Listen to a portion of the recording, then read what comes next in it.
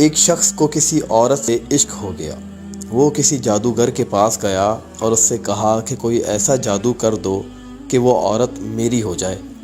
جادوگر نے اسے کہا کہ بہت آسان ہے، بس تمہیں آج سے لے کر اگلے 40 دن تک اپنے رب کی نافرمانی کرنی ہوگی اور کسی قسم کا کوئی نیک عمل ہرگز مت کرنا۔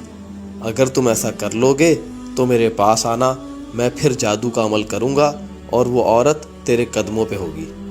اب یہ شخص بڑا خوش ہوا اور اس نے وعدہ کیا کہ میں ایسا ہی کروں گا۔ یہ چلا گیا اور 40 دن بعد واپس آیا اور اس نے جادوگر سے کہا کہ میں نے 40 دن تک ہر طرح سے اللہ تعالیٰ کے احکامات کو توڑتا رہا اور کسی قسم کا کوئی نیک عمل میں نے نہیں کیا، نہ ہی 40 دن تک میں نے کوئی عبادت کی ہے۔ اب بس تم اپنا عمل شروع کرو تاکہ وہ عورت میری ہو جائے۔ جادوگر نے اس سے کہا ٹھیک ہے، میں آج سے ہی تیرا عمل شروع کرتا ہوں، تو میرے پاس کل آنا۔ جادوگر نے جادو کا عمل شروع کیا لیکن جادو کا اثر ہو ہی نہیں رہا تھا۔ اگلے روز جب وہ واپس آیا تو اس نے جادوگر سے کہا بتاؤ تم نے کیا عمل کیا؟ جادوگر اس سے بولا کہ تو مجھے بتا کہ تو نے 40 دن میں ایسا کون سا کام کیا ہے جس کی وجہ سے میرا جادو تجھ پر اثر نہیں کر رہا۔ وہ شخص بولا کہ میں نے تو کوئی نیکی کا کام نہیں کیا، نہ ہی میں نے عبادت کی، میں تو ہر طرح سے اللہ تعالیٰ کے احکامات کو توڑتا رہا، پھر کیسے ممکن ہے کہ تیرا جادو مجھ پر کام نہیں کر رہا؟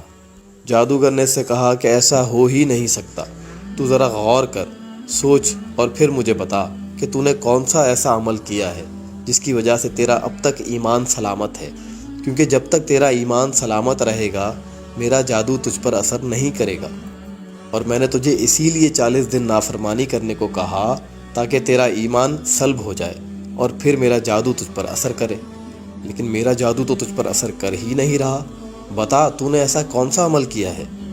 اس شخص نے بہت سوچا، ایک دن کو سوچتا رہا، کافی گھنٹوں بیٹھا رہا اور سوچتا رہا۔ اس کے بعد اس کو ایک بات یاد آئی۔